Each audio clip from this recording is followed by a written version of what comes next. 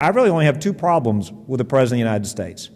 The first is the fact that he has been the most liberal president since Jimmy Carter was in the White House. Now, my second problem with him is that he's the most incompetent president since Jimmy Carter's been in the White House.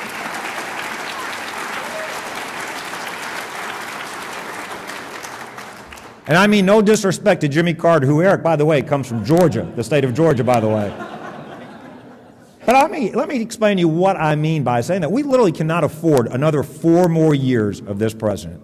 And I mean that not only in the sense of the trillions of dollars of debt, I mean that not only in the sense of we can't afford 4 more years of on-the-job training, but we can't afford the change to our country that will happen under his leadership. I'll make 2 very quick points about the whole VP issue. I don't think this election is going to be about the vice president. I don't think this election is going to be about what Mitt Romney did in high school. I don't think this election is going to be about any of this nonsense. And by the way, I'm glad we're not talking about what I did in high school. I mean, I'm glad that we're not debating that. This president wants this election to be about everything but what's most important. Because he can't run on his record. He can't ask you, are you better off than you were 4 years ago? He can't run on his policies, so he's going to want to distract us. He's going to want to talk about everything but that. The reality is, though, that obviously the Governor Romney's going to have to pick somebody. In general, I've always said I like to see somebody with some kind of executive experience, whether it's a governor or a business person, because we've seen what happens when you have somebody in D.C. who speaks well but hasn't run anything, not a lemonade stand, not a business, not a state, not anything, and now he's President of the United States.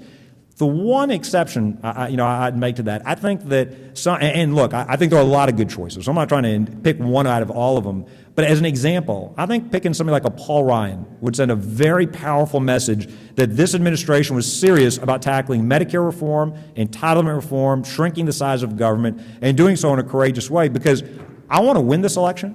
I want President Obama to be a one-term president. But I don't want, look, the Republicans lost the majority in Congress because they stopped being Republicans. They stopped being conservative. And I'm a Republican, but I'm also a conservative. And so I don't want to just replace President Obama with an administration that doesn't also understand that we've got to tackle head-on these entitlement programs. And I think picking somebody like Paul Ryan would certainly send a strong message that that Governor Romney and the next administration, the next Congress, aren't going to back down from those tough decisions.